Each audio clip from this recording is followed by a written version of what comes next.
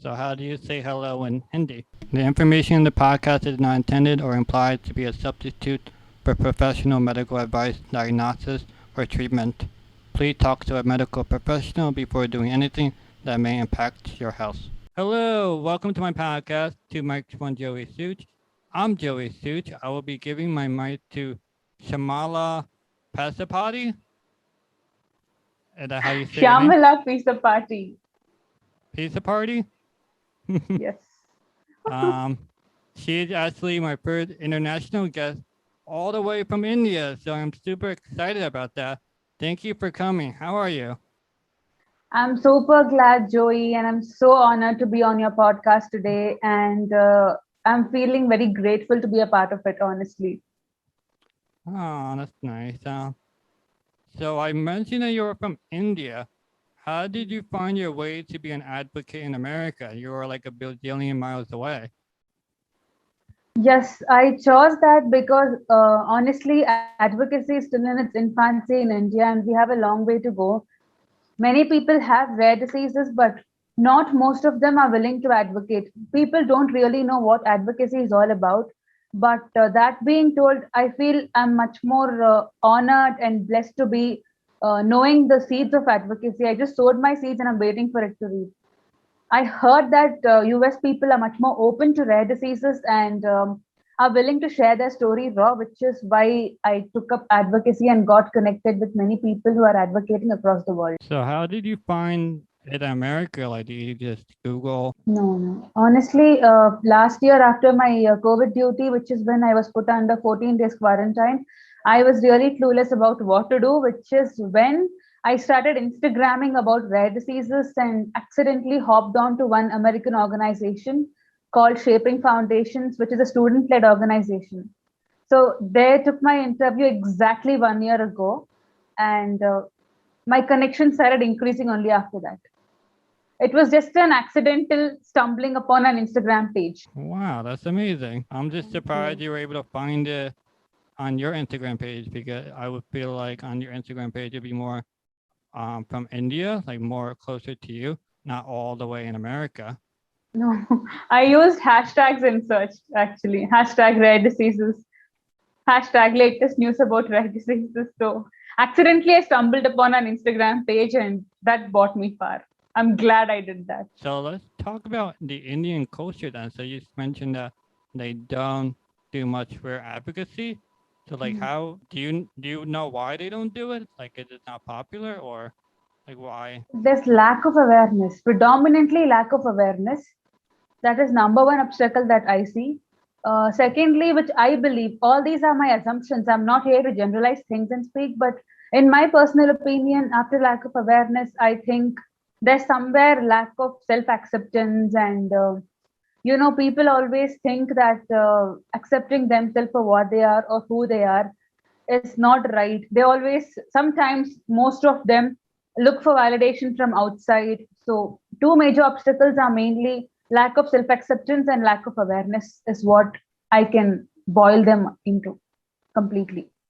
It's crazy because you have a huge population, and so I thought, it would be like, you would have a whole Indian audience. I only have American audience besides you now that you're in Indian, but now like I would think I I don't know the statistics, but I think India has like the most, it's like the most popular Yeah. country in the India world. is second most populated country in the world, Yeah, and then, so I'm if just I am statistically right. yeah, so I'm just so dumbfounded, I guess, that India doesn't have like a rare community at all, and I feel like there'd be so many No, rare no. people there. Yeah, honestly, rare people are there. I don't deny that fact. But people who are willing to advocate are also there in sporadically in bits and pieces. But ultimately, what matters is commitment, dedication, and passion, which Um, not just advocating once in 6 months, telling your story and forgetting it. Again, remember that, oh, you have a story and tell it. People who are dedicatedly doing it are less. But there are people who are having rare diseases, and we do have Indian organizations which advocate for rare diseases, but ultimately dedication, commitment, consistency, passion, all these somewhere it gets diluted. Even I'm not able to figure out why. Do people not care, or is it like a culture thing that people just No. move on with their lives? People do care, but there are two sides of the same coin. There are people who actually care and try to dedicate their lives and strive really hard to bring about a change. But likewise, there are also people who just ignore and think it's a part of the punishment that is given by God. Honestly, superstitions are also there in some corner of India. There are people who still believe in superstitions and things like that. So there needs a lot of change that has to take place to create awareness and practice self acceptance. Both the communities are there, people who are supporting and people who are least bothered. So it seems that to be more of a culture problem than a medical one. So my question now then is, if you have a rare disease, you don't want to advertise yourself because, well, I'm assuming it brings shame to the family, right? Absolutely. That trend is being followed in some places in India because of the race or because of the education levels in the family or whatsoever the reason be. Some people are still looking down upon themselves and some people still believe it's a curse from God. I don't know for what reason. But ultimately, if it's affecting somebody's self esteem to accept themselves, then changing their mindset to practice self acceptance is really way hard. So people are still there who believe that they themselves bring shame to family and things like that. You're saying that if someone in your family had the rare disease, you would never talk about it unless you're People are still there who don't talk about it. That's what I'm trying to say. People yeah. are still there who want to live behind closed doors and survive among four walls. But what I see is a change that is definitely coming, and most of the Indian children are also trying to advocate, though not that dedicatedly and committed to the cause. They are still trying to. Only thing that defines a successful person and somebody who is trying is consistency. So we need to consistently advocate. That is where somewhere we get diluted. Since it's much rare, not only that you have a rare disease, but it's also rare that it's being advertised. Would you say there's a lot more misdiagnosis in India versus America? Misdiagnosis is always there because reaching a diagnosis for a particular rare disease is always a challenge. So we just try to, misdiagnose or wrongly interpret a certain case, and after many years, it gets diagnosed as the right thing. So reaching a diagnosis is always difficult. But personally, I advocate for vasculitis. That is a kind of autoimmune condition which they presume it to be. There's no proper etiology or the cause. So it is often misdiagnosed as any other autoimmune condition, any other vasculitis, things like that. Well, just to have the audience know, you don't have a rare disease, right? No, I advocate for my father who had a rare disease. Yeah, so the story here is that Shyamala doesn't have a rare disease, but she's advocating on behalf of her father, and her father has, I have it here, called granulomatosis with polyangiitis. I know it. Polyangiitis, yeah. Yeah. Um, I have here it's an inflammation of the blood vessel and limits the flow of blood to important organs, causing damage. So what? So Hmm. my question is, how was it like growing up with him? How was it like growing up with him? How are they going up for him? Yeah, like what did So since your father was sick, did you talk about your father at all, or you kept it quiet because of culture norms? Oh, this is really a disaster in my life because I was hardly in the third year of my dental school back then when he was diagnosed in 2017. But I honestly did not know about advocacy till late 2020, that is last year. Unfortunately, I lost him in 2019. Only after he passed away, I got to know something called advocacy actually existed. So I wish that if he would have been there, he would have really been much more happier and in a better place to advocate and create awareness. But So, honestly, when he was alive, I didn't know about it. oh really? So was he? So what did he have the disease as you were growing up, or was it a late diagnosis? He was diagnosed after 1 month, means he was hospitalized. for 1 month, after which she was diagnosed. So I don't think it was something that he has grown up with. Neither I have seen his symptoms when I was growing up. Oh, so So it was. So you're saying that he was healthy throughout your childhood, and then he got sick later in life. exactly. I don't call him healthy as such because he was a little underweight person or he was a thin built person, unlike me. But he was not sick. I can say he was not sick, but I cannot call him healthy as such. So, but ultimately, when he was 58 years old, he fell really sick. So, and then that landed up in such a huge, disastrous diagnosis. Initially, we thought it to be tuberculosis, and then, but ultimately, nothing went in his favor. So when you say he was sick, how was he sick? Like, was he not able to get out of bed? Did he have trouble No, no. breathing? Or It's really glad and I'm grateful to God that my father was never that sick. Never that sick where he needed someone to assist him wake up in the morning, but sick as in he started coughing up blood and unexplained weight loss of 5 kgs or 5 kilograms in just 1 month, and all the symptoms mimicking tuberculosis, like lung infections, cough, things like that. And sometimes, very rarely, his kidneys also got affected, unfortunately. So mainly lung involvement and kidney involvement is what I can sum up to. so it seems like that once he was diagnosed with it, it was hard to stop the damage from happening.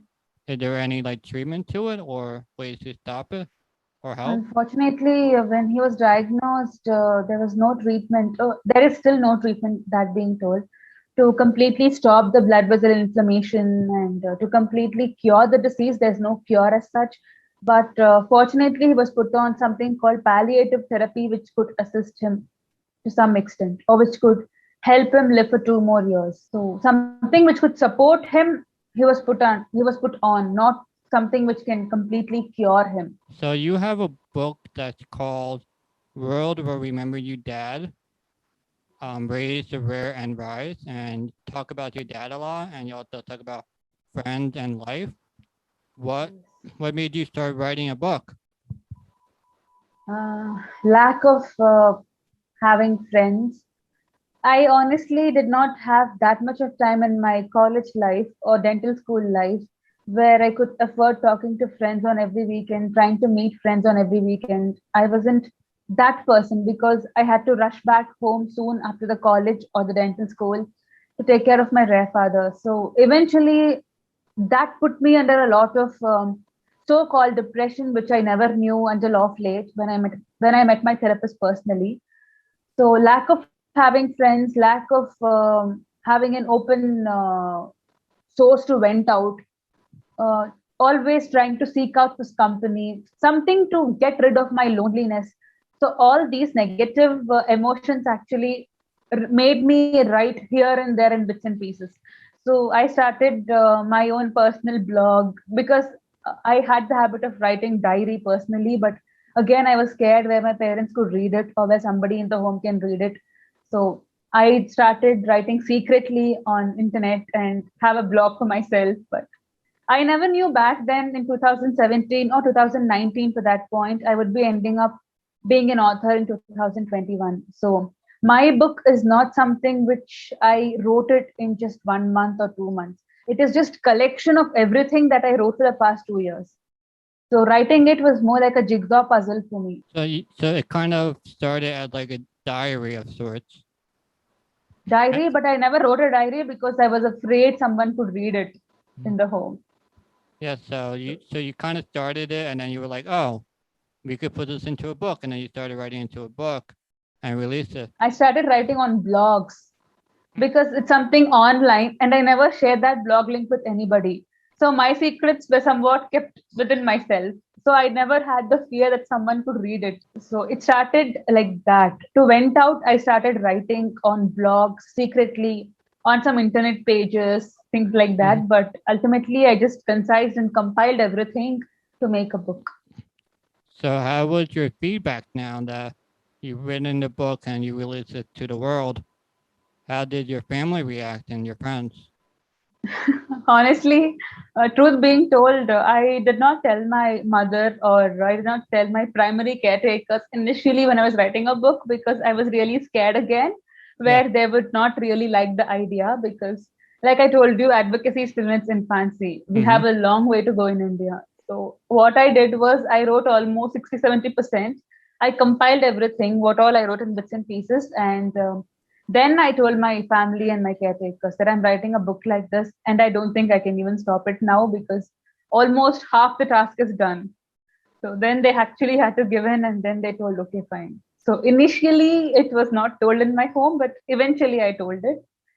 A response or feedback from my friends, yeah, they really liked the book because it is kind of emotional. I mean, the father daughter relationship is most lovingly depicted in that book, is what I feel. Did you get positive feedback or did you also get negative feedback since we talked So about? far, yes, yes. What drove me into positivity is something that drove me into negativity. So, positive feedback is, yeah, it is quite emotional and everybody can relate to it. Every daughter should read it. These are positive aspects. But on the other hand, negative feedback is that it's very emotional. People will cry after reading your book. Most people might not like it. It's just a cry for attention. Most commonly got feedback Really? is that. So, yeah. I mean, to me, it doesn't seem like a cry for attention. It just seems you needed an outlet of how you were feeling. And yes, Huh. you had a therapist, but you also kind of want to release it to the public because you want, especially in your culture, not a lot of people talk about this kind of, your relationship and the hardships you suffered, and you suffered a lot of it alone without any help. So you did want everyone to know and hopefully meet people maybe that were in a similar situation that to give you some comfort and I guess validation. Yes, absolutely. But yeah, good things are also there, bad things are also there. I can't stop bad people from spreading bad things. Or yeah, I do get comments and feedback that my book or whatever I do sometimes is called cry for attention, but I just can't go and change every person out there. But you I got a can lot. only accept good and bad, whatever it be. Yeah, you got a lot of good reviews on Amazon. That's awesome. Thank you. But so I want to talk about the culture. So it seems that your younger culture are more open to advocacy and being more open with Hmm. emotional aspect. And I'm guessing the older generation, they don't like the younger generation because the older generation didn't talk about anything, right? Honestly, true. To some extent, I completely agree with your statement because the older generation somewhere has resistance. Somewhere, even I was put under a lot of resistance and a lot of pressure initially when I started advocating, even today for that point.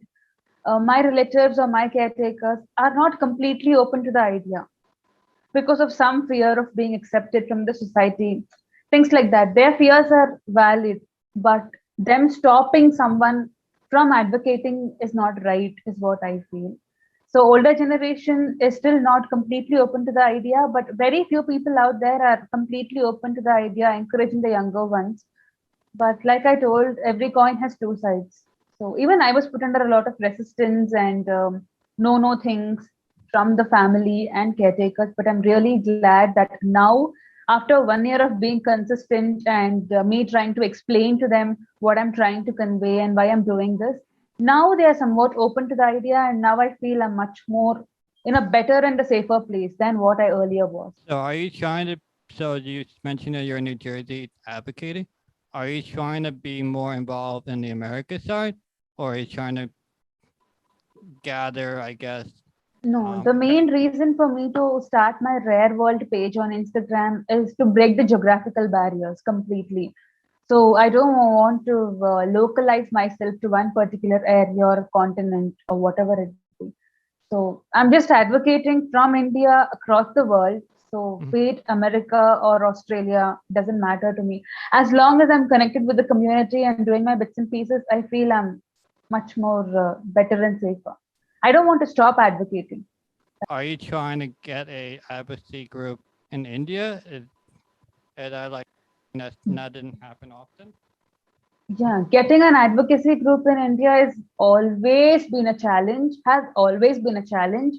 But in the past 1 year, I was and successfully I am still trying to gather people. So far, hardly 20 people have gathered from India for 1 year stretch in 1 year time.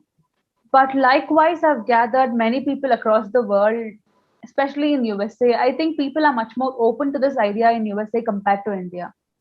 So I'm still trying to gather people from India, but it's like, way too back. I have to put in a lot of effort to gather people from India. I'm still doing that. Yeah, I mean, it's amazing, especially with the pandemic. Everyone's used to Zooms, and like your advocacy allowed us to talk, which is amazing. If you didn't do any of this advocacy, I would have never met you at all. Like, I would never think to interview someone from India because, you're so far away and you have a whole different set of, culture and Yeah. that barrier. But it's awesome to talk to you and get a different perspective from your point of view. I'm still trying to do my bits and pieces. I feel we still have a long way to go. So trying to inspire people and get them advocate, or tell them or convey them a message that it's okay to have a rare disease is way too challenging. In fact, even if the rare disease child or a rare disease patient wants to advocate, somewhere I feel the family kinds of restricts them from advocating. So we still have a long way and lot more to do in advocacy. Yeah, I mean, for me, since I have a rare disease, advocacy is hard because for one thing is that do people care anymore? Like you mentioned earlier that everyone shares like for 1 day or 1 month, and then the rest of the year they don't do anything. So like I was in that mindset too in terms of, like I'll post my story, but like, the first, my first story, I'll get like a lot of likes and, reaction. And then my like second and third time, like people don't care that much anymore because they kind of already know. So that's difficult to keep to your interest, like. Yeah. Also, we have to ensure a kind of stickiness to let the audience stay. We just have to diversify things. We have to convey the same story in multiple ways, get multiple people involved. It's too much of effort. Audience do come but to keep up with their interests, to entertain them consistently is a challenge because we keep repeating the same things. People will definitely predict what the next topic will be about to talk. Yeah, like you have to change the package to it. So like, like for me, I try to put myself out there, but I also do it in a fun way. And sometimes not even when you're expecting it too. Because sometimes you learn best when you're not expecting to learn. Like most people are not going to want to sit in a classroom and learn about a disease, but they might like to learn about it, during like a fun activity or some, there has to be some like fun aspect to it. That being told, even if we try to keep rare disease lecture in college and medical school, studying 7,000 rare diseases by a medical professional is next to impossible, I would say, because even 7,000 rare diseases progress in different ways in different people. Yeah, what's great now is that, especially our generation, is that, there's so much social media and so many people advocating that a lot of these rare diseases are much more well known now. And some diseases that I like learned about turned out to be rare, but people were advocating so much about them that they are actually pretty rare, but people are doing a good job, like narcolepsy. That's a rare disease, but I always heard about it, so I thought it was more common, but some people are just doing a good job at advocating, and, they grab my attention and I want to learn more about it. Narcolepsy is something that caught my eyes last year as well because September is Narcolepsy Day, I believe. So I just began my advocacy journey initially back then. And I kind of enjoyed celebrating Narcolepsy Day and creating awareness among kids about narcolepsy. Do you ever get into any problems or troubles because for me, it's easier for me to advocate because I have the rare disease. But for you, Mm. you don't have a rare disease, but you're advocating on your dad. Is that a barrier for you to connect with It people? sometimes is a barrier when I try to get my acceptance or get the acceptance from my family members who are not completely open to the idea. But otherwise, it never was a major obstacle for me because this is what I always wanted to do. For me personally, I didn't find any barriers, but like I always say, the society or the family background or my caretaker, sometimes they feel it's a barrier. Yeah, because like for me, I would think you're more in the role of a caregiver, and you can Hmm. give incredible insight on that aspect because Yeah, but yeah. what drove me to take up advocacy is I had to play both the roles, one of a doctor and the other as a daughter. So I saw him close by, and I somewhere know medical terminologies and know medical symptoms, which is why I felt I could educate the upcoming doctors and medical professionals. So in that way, like maybe even one small diagnosis at the right time can save a person's life is what I personally believe in. So in that, with that thinking or with that background, I took up advocacy seriously. So I have a queer question for you with Indian culture. Do you do a lot of modern medicine, or is alternative medicine popular with you guys with It's Indian people? modern medicine, which is always higher usually, but we do have other practices like naturopathy or Ayurveda, homeopathy, allied health, something on the sidelines. But modern medicine is always the highest, even in India. Mm-hmm. Does religion play a big role in terms of medical help too? Sometimes, yes, especially in rural areas. I can divide India into divisions to make my answer simpler.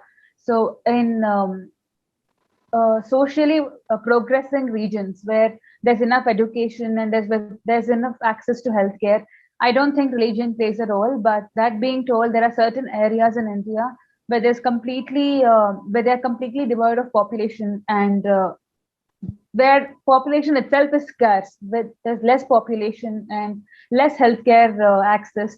In that regions, backward regions, yes, religion does plays a role. Yeah, I watch a lot of YouTube videos, and Yeah.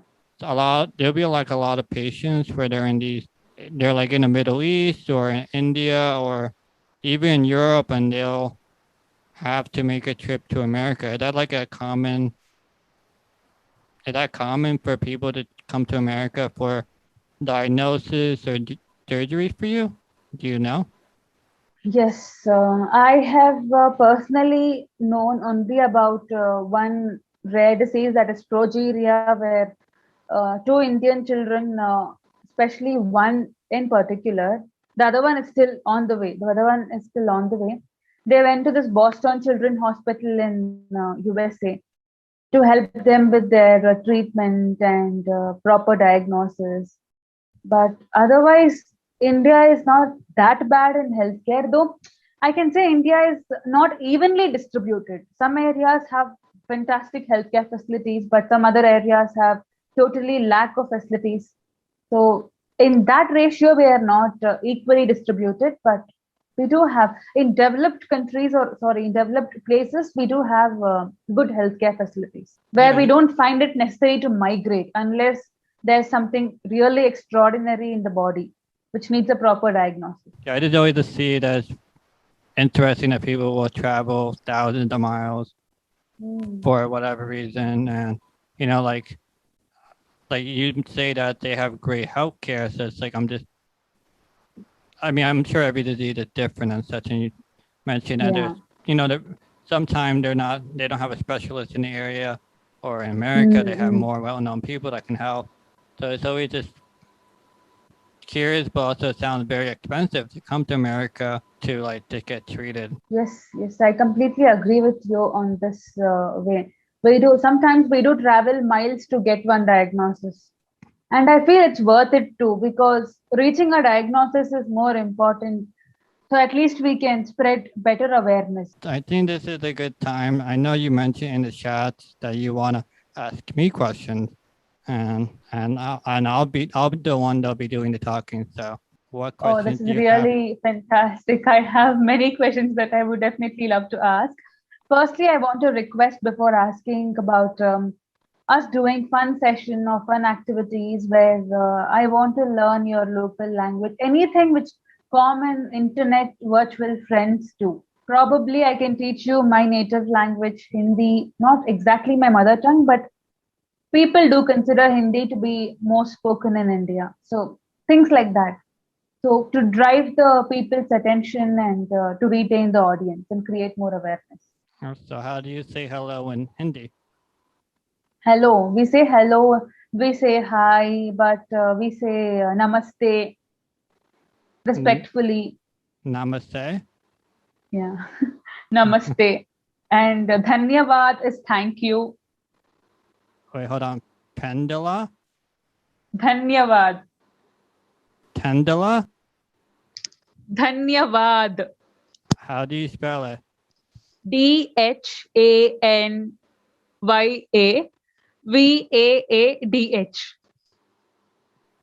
Tendula? Vad. Ending is the vad. Tendula? Dhanyavad. Tendula? No. This is really going to be so much fun. Dhanya. Dhanya. Tenya. Dhanya. Followed with Vaadh. No. Wait, so what? So how do you? So what's the first syllable? A ba or ta? The. Da? Yeah. Dhanyavad. Tentaba. Tentaba. Dhanyavad. I'm I'm gonna make you say this somehow. I want to learn your local languages too, if at all you have one. I don't have any. I just speak English. Oh, I missed out on Yeah. so much fun. Do you know any other languages? Nope. My parents speak Czech, but I don't speak any languages. I learned in high school. I learned Spanish and Ukrainian, but I forgot how to speak that. And Never mind. I'll teach you some other local words then. yeah, I'm not good with languages at all. I had a lot of difficulty with languages. Well, for one, actually, is I was born deaf, and so a big problem that happens is that when you're born deaf, I couldn't hear I couldn't hear a language in the beginning, and when you're young, before you even start talking, it's important to hear talking and such. And since I didn't hear that, I guess part of my brain never developed enough to learn languages well. So when I was growing up, I had trouble speaking English and doing the grammar and such to how to spend my whole childhood just learning English. And now I'm completely fine. You wouldn't know this, but I had to go to tons of extra English classes. How to learn grammar and such, and I had to go to speech therapy to practice my English so I sounded normal and could talk normal and write normally. I was trying to get to the levels like everyone else in terms of English. So I guess that's why I can. That might be one of the reasons why I have difficulty learning a new language. Absolutely. And yeah, so that was my challenge. So maybe that's the reason why I can't learn new languages. So that's my downfall. So don't hate Absolutely me, not. It's not your downfall. Definitely not. I don't agree with this. We just spoke about self-acceptance and so many other things. I still believe that you're still special and you're just the way how you are. Oh, thank you. Yeah, I mean, I have friends that speak. My entire family speaks perfect Czech. So they talk a lot in Czech, and I have no idea what they're saying. Like my sister knows how to speak it just from growing up in the culture, and I definitely couldn't pick it up. So that's unfortunate. My friends, they speak Spanish fluently, and sometimes they speak Spanish, and I don't understand that. So I'm like this. I'm in my English world where I just speak English. That's fantastic. Even I'm trying to improvise on my English and communication because the problem with me is I either speak very fast or I either speak very slow. There's never a proper balance between my words and what I speak, the speed especially. So I'm I'm trying to cut down on my speed and so people can understand me better.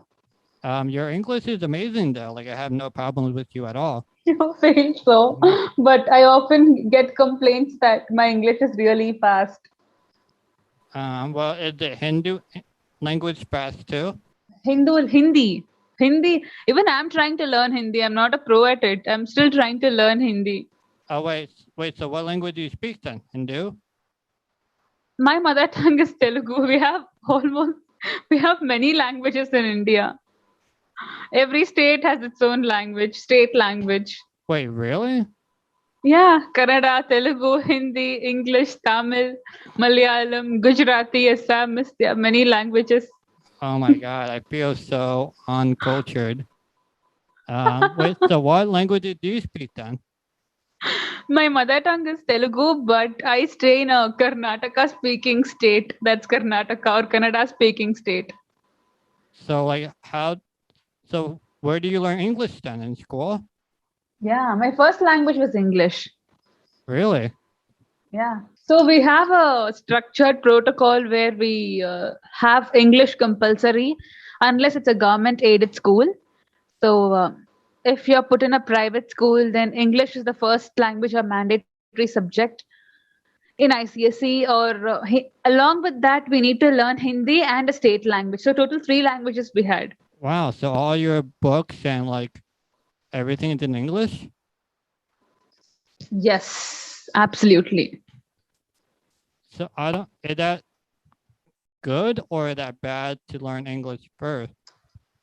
It's definitely good because I don't think I would have gotten this grip in English or this communication skills should my first language be something else. So I don't call myself a pro in English, but I don't have that much of difficulty when I'm speaking to people across the world or not from India. So people can understand me, though sometimes I speak fast. To some extent, I can keep the communication intact because of English. Though we speak many languages in my country, English is the baseline. It's weird that I don't understand why English is the international language.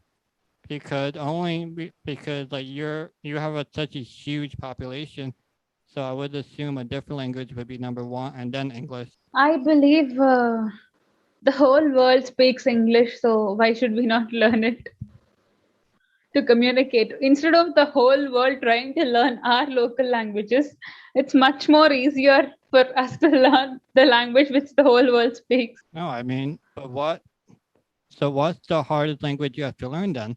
And what is the hard language for you? I'm still trying to learn my national language, that is Hindi. So I'm still finding it tough. Some people call Hindi as the national language for India, but some people don't agree with it. But it's most populated country, and many people know Hindi. It's Hindi. I'm still finding it difficult to learn that language. So, like when you walk down the street, do you just hear English? You did hear people talking English, or do they talk a different language? People do talk in English, but they also talk in a local language that is different for each state. So in the place where I am in, Kannada is the local language. But where I was born, Telugu is the local language. Along with English, we also do have state languages. I know I'm telling you too many things and confusing, but yeah, India is a very diverse country. No, that's just like amazing that even I can come to India and I can talk to the locals just fine. Oh, please do come sometime soon. Even I desperately am waiting for this COVID pandemic to, resolve sometime soon so that I can travel down, or I want to meet because most of my advocate friends, like you told, are US based. So I want to travel down sometime and meet you all in person. That might be a long time now with the whole pandemic because Absolutely. I think at least 2, 3 more years, or in fact, more than that. yeah, it's a very weird like situation we're like in now because Mm, everyone's required to get the vaccine and a lot of people are not getting the vaccine. How is the yes. COVID for you guys in India? COVID has been really hard on us because India was badly hit not just by first wave but also second wave. That being told, I hope and I presume that we are taking enough precautions not to hit the third wave. But I do hear news here and there that third wave is inevitable and we cannot stop it. Mm-hmm. India was in a really bad condition when second wave hit, and I believe it's not completely dormant yet, though some sporadically we get cases. It's better now, and I hope that there's no third wave. It's generally hard to say, but I feel like we're always going to be in a half pandemic kind of world.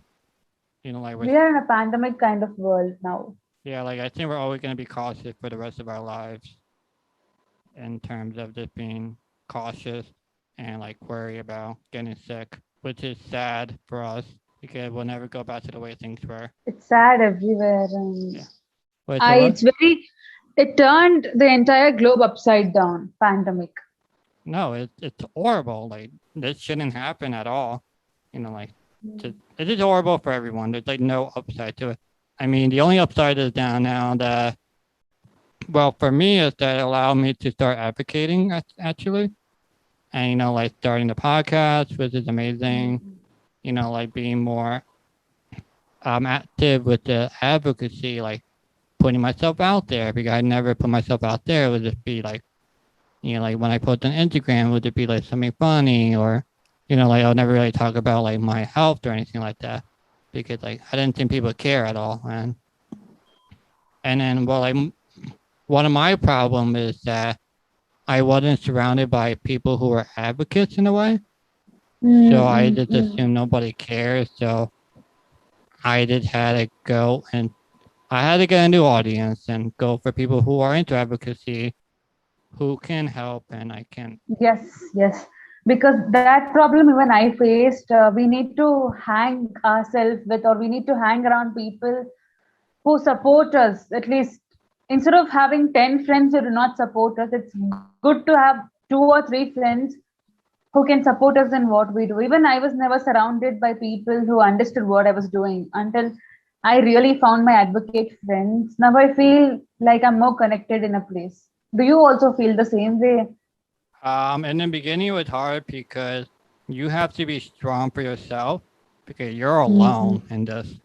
You kind of, I mean, yeah, you can go and search for people, but you're also still alone in a way because Mm-mm. you see them as advocate, but they don't see you as anything. Yeah.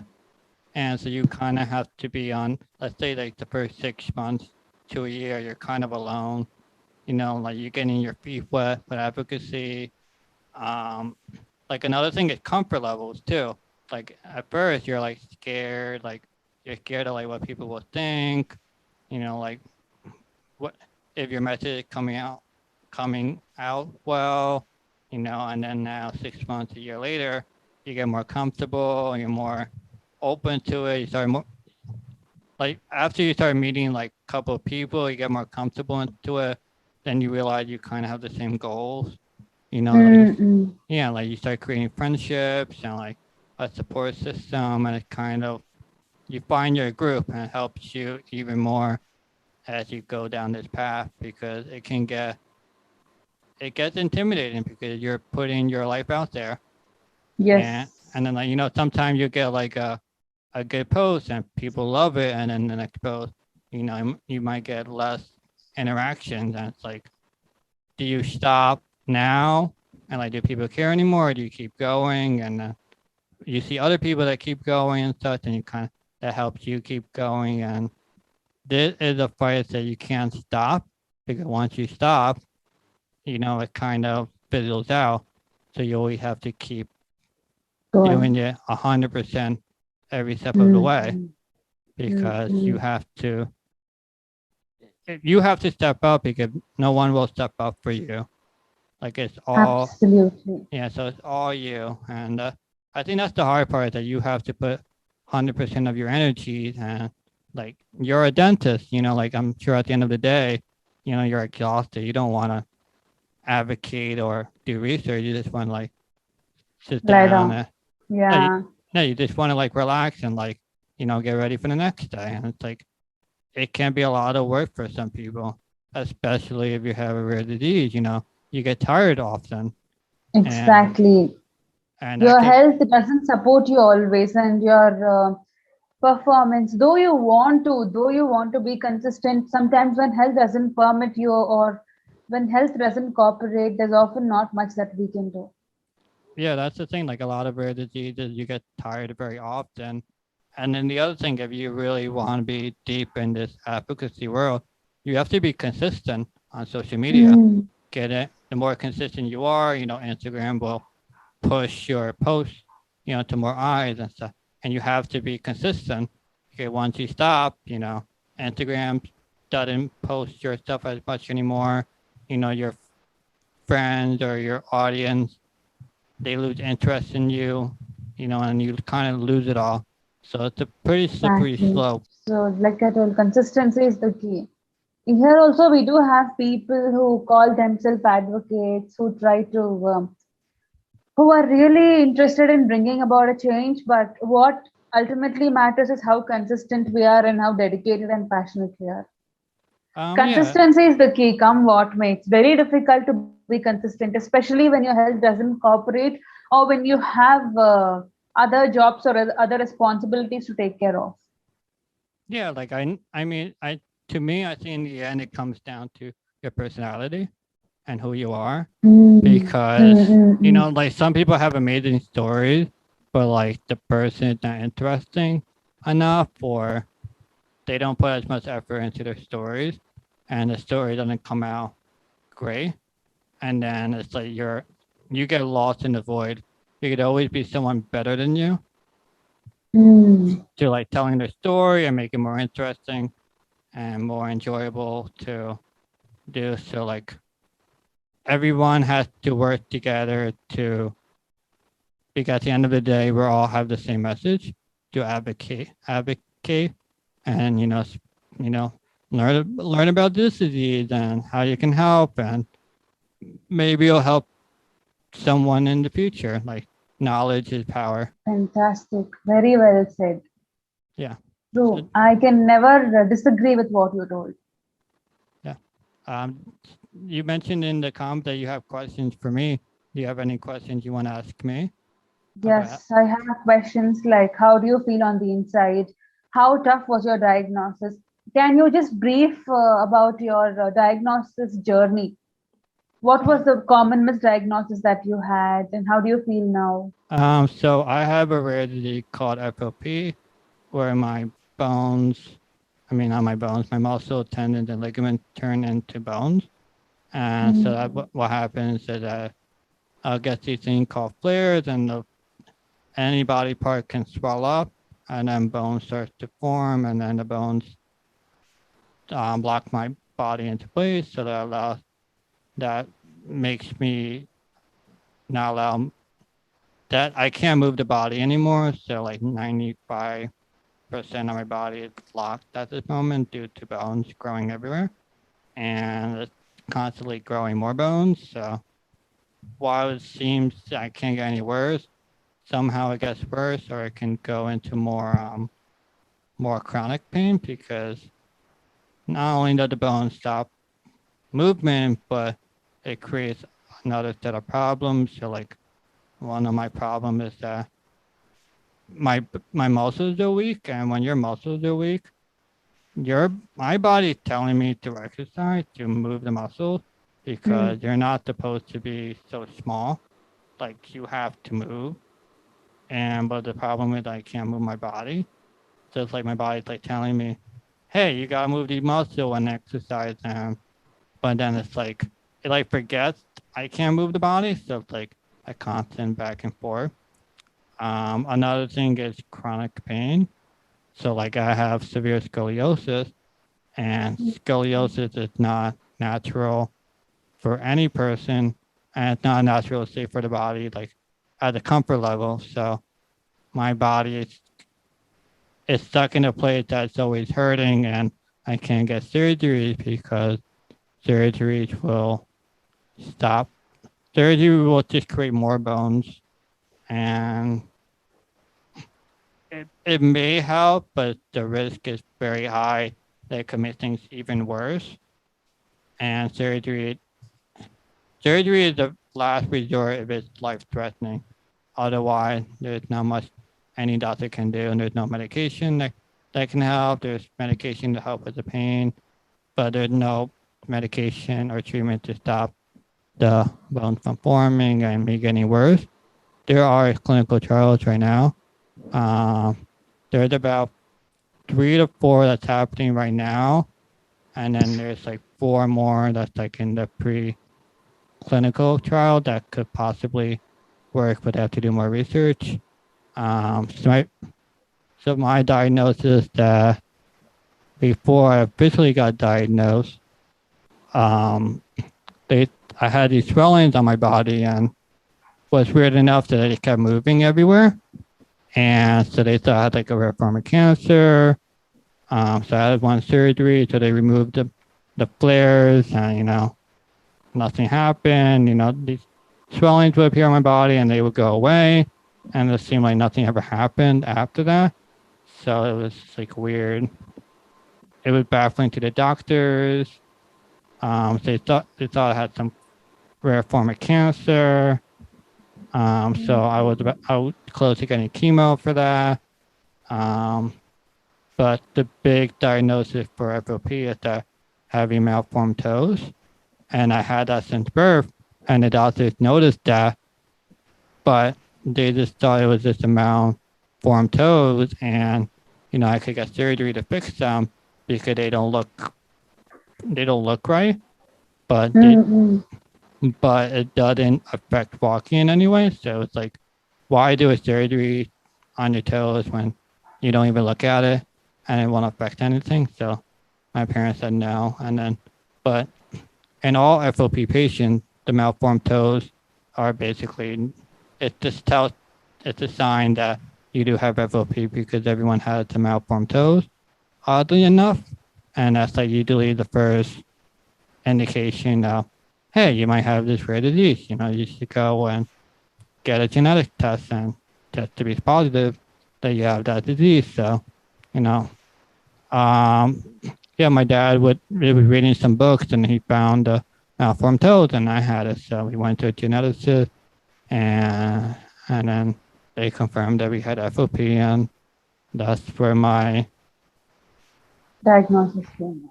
Yeah, that's where my diagnosis started. And then growing up was really, there's not much anyone can do. Like the flare kept happening. They'll just be caused by random chance. They just start happening, and there's nothing anyone can do. So whatever body part my body wants to be put in, that's what I have to deal with. So like around like the age of 8, I lost movement in my arms. When I was 17, 18, I was able to walk for miles, and then now I can only walk a few steps. And then 24 to 25, now I lost the complete ability to walk, and I can only walk with like assistance now, and for like it's very short steps. And now I'm just basically for any kind of just movement, I'm in a wheelchair.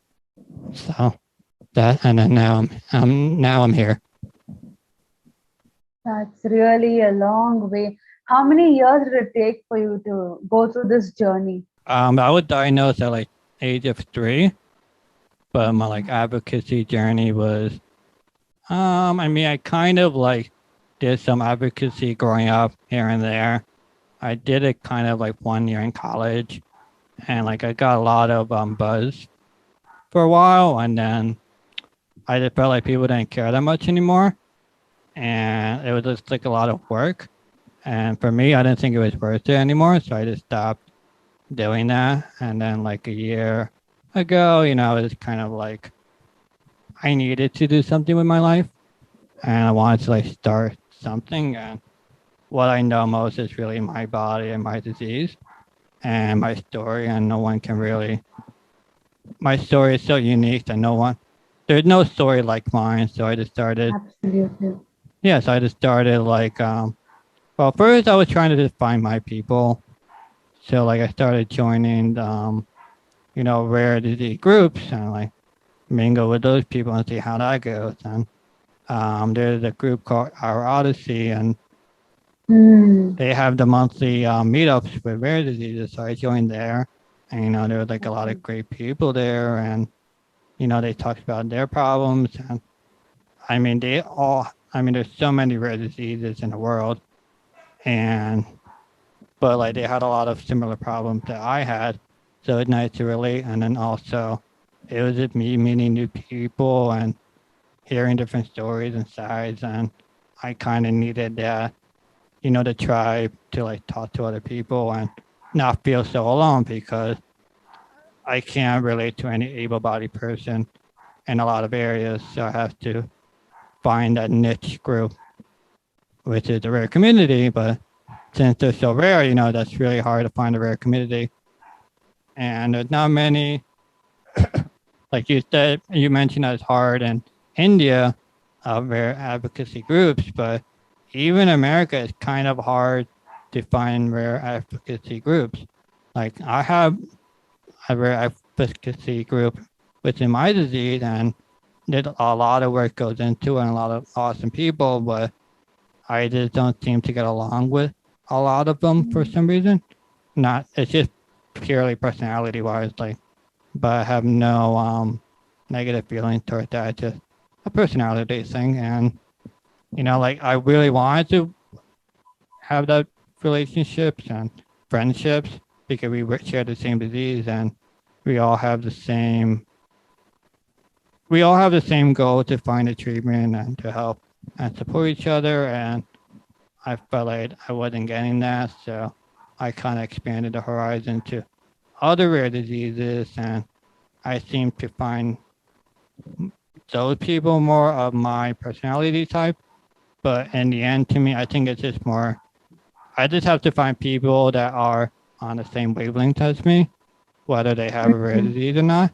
And for me, it's just important to meet new people and expand my horizons and just meet people that are similar to my interests and wavelengths and how to deal with things. And I feel like I have a very unique way of living my life, and it's hard to find someone that's on the same wavelength as me and the same like personality and same, I guess the same language as me. I didn't never was able to find that group. And then, like, I'm sure you deal with it with the whole pandemic. It's hard to meet new people now. Correct. And Hard to so, get new people. yeah, so it's like I was just tired of feeling alone and stuff. So, I had to like put myself out there and find new people. And it's hard to get, especially on Instagram, it's hard to meet new people because you never know what their intentions are. Like if a guy and a girl that meet each other, like you, like I don't know how you think, but like normally it's like, oh, there's like some sexual interest, and like, oh, like if I talk to a girl, it's like, oh, is he hitting on me? Is it purely, Exactly.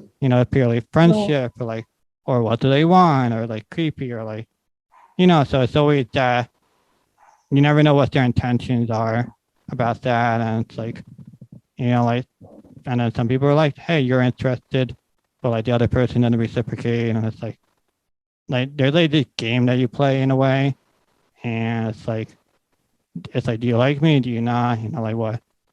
So it's kind of complicated navigating the world in the social media world versus when you're in And person. that being told, not everything that we see on social media is the truth. Yeah, so it's really difficult to like the zooms like this Zoom is like we're actually able to talk, and like we get a better feel of who we are as people. Mm-hmm. And like we're not like I'm not here to like ask you out or anything. Like I mean Absolutely. like we're just here to like talk about advocacy and such, and like there's Mm-hmm. no there's no like hidden intentions or anything like that. You seem to be doing great work, have a platform and a podcast to talk about this, and it worked out great. So I'm just more focusing on the like getting to know people, having friendships, having a support system, all of that, and then kind of just be friends with people. And then if something more comes from that, great. But, I don't think, I think a lot of people just go straight for the, hey, I like this gender and, I want to pursue it further. But like, I mean, yeah, I mean, I get it. I get that too. But every relationship, if it goes to like girlfriend, boyfriend, married, it starts off as friends. Mm-hmm. And then I think some people forget how to be friends. If that makes sense. Eventually. Yeah, like some just I think it's just some just go straight for the what do I have to say to see you and then like have like sexual relations with you and then like walk away, right? Whereas in like for me I did like to get to know people like if it works out great, if it doesn't, like I try to learn something Move from on. Yeah. like I Try try to to learn learn something and move on. like I try to always I mean at every person I meet I always try to learn something new. And like what's great about the podcast is that like every single podcast, like in the beginning I thought like I would follow them and then like do the podcast, and then a couple months later like I unfollow them and such. But like everyone been so great that like now I kind of want to like follow their career path because like they were so cool to talk to and they have such great perspectives in their own world, and like everyone's living their own story. And it just always baffles me how everyone's living their own life, Mm. and there's billions of people and they're all doing their own thing. And it's just insane to me that everyone is doing their own thing in a way, but everyone's also like connected in some way. Everyone is connected. I believe if we all have a common cause, it makes world much more simpler and more connected. Though the Yeah, routes that we take are different, the ultimate destination should be the same as what I personally believe in. But I completely agree with what you told as well. yeah. I mean, it's just crazy that I'm able to talk to you all the way in India. Like we're just having a live conversation. Like it's like you're right next to me in a way. Like we couldn't do this 20 years ago. Absolutely. Technology has changed us a lot. There's always good and bad that comes with technology. We need to choose good. I'm so blessed to have internet. Otherwise, me connecting with people abroad would not have been possible. No, This much. yeah. I mean, I mean, I do understand the importance of like meeting in person and such because it's so much easier to just talk like by text or even by video chat. Mm. And then like I don't know if you ever been in the situation where like you meet a person by like like you see on Instagram or like you talk to them on texting and then or video call, and then you have a great great conversation and all that, and then you meet in person and it's like it doesn't work out. Like I do believe in some extent because what we chat is different than who we are from within when we meet. So it's not yeah, always meeting, but for that point, even audio messages or where we don't show our face, that is completely different to what we talk and how we present ourselves when we are on a video call. And this is completely different to who we are and how we behave when we meet in person. yeah. I think it's one thing is you're more comfortable when you're Mm. texting and video chat. You're like we're both in our homes, we're we're in comfortable clothes. There's no like pressure. Like Yes. we can like if it gets awkward, we can just hang up the phone. But like if we were in person, That will, yeah, we offend the other person if we do that. yeah, like We in might person, end up hurting them unintentionally as well. yeah, but like in person, it's much more. The emotions are raw because you're not able to hide. Like so, like let's say you're nervous, like unless you're like a insane person, you'll show that you're nervous, or like Mm-mm. like you're out of your element. But I mean, it's still the. I know it's intimidating, especially meeting a new person, but it's still the best way to meet Know a people. person better. Yeah, Yeah. you'll learn way more from a person in an hour of talking, like like at a like face to face versus like a video call. I would say Yes, yes. like there's more of a like there's more of a like emotional connection that you can't explain, if that makes sense. True. So it's like weird, but but I am grateful that we were able to do Zooms. It is the best. This is the best we Mm. can do. Absolutely. We did the best that we can do. And I'm also looking forward for much more interactions like this in the long run. It's not just once you just talk on a Zoom and then disappear for the rest of your life. I don't like that. I always want to keep in touch with people whom I consider as my advocate friends.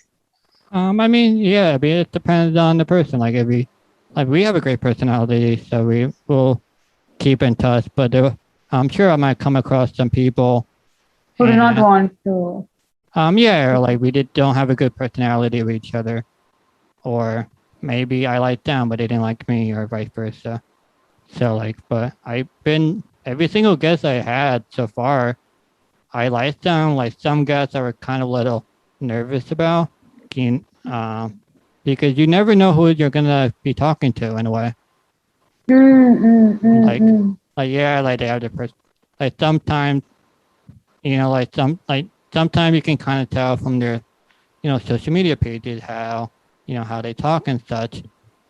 But you really, it's always for me, it's always the nervousness of talking to different guests because every guest is different, and like a podcast, you kind of want to have a conversation between friends, not just like, hey, you pop up and we just start talking.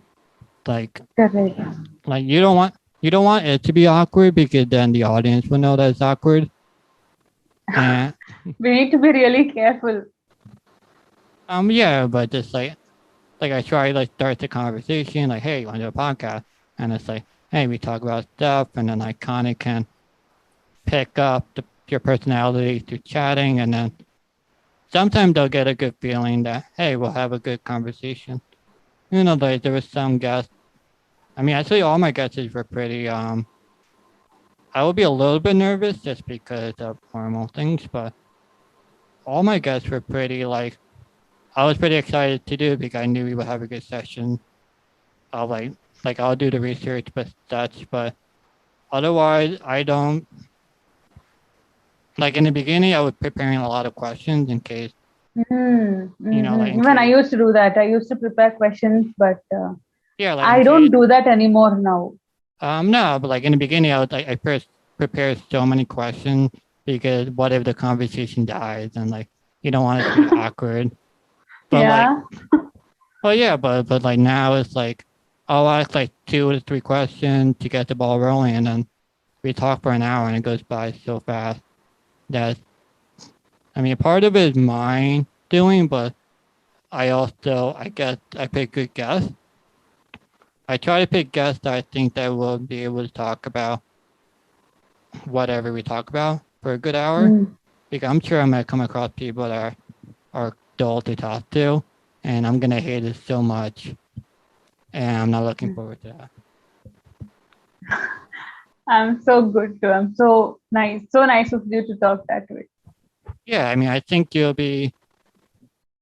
I would definitely try to get more international guests because you have such a whole different outlook and perspective. One is your culture. That's a huge play. in anybody's life. You know, the culture, your family, the healthcare, that changes so much and how you deal with a disease.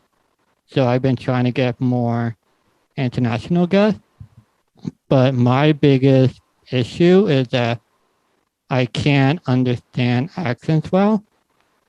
Oh, Yeah, I so find that a struggle too. So I always make sure that I give enough gap or space between words. I keep it slow. Even I don't understand accent at all. yeah, so like I was actually a little nervous for you today because you had like you did voice messages, so that helped me a lot. But sometimes I Mhm. couldn't understand you in a way, and so it was like a little. I was just a little worried I wouldn't be able to understand you, but talking to you now, like the whole thing, I understood you perfectly. So I think you were more relaxed now Yeah, versus then absolutely versus I when you were am. sending me the voice messages. So I think that would help that you were just more relaxed and I had no problems understanding you and having a conversation. Before I take the mic away, is there anything you like to, advertise or say or any closing statements? I would like to request you to keep in touch with me because the world so badly wants to know our stories. And of course, there are bad things and bad people. I do not deny that at all. But that being told, there are good things too. And I believe good things take time, great things take time. So I believe that we should not stop, regardless of people not liking it. Okay, well, it was so nice to talk to you in person. Well, not in person, but over Zoom, and now we have a relationship going, like a solid one. Yeah. So Yeah.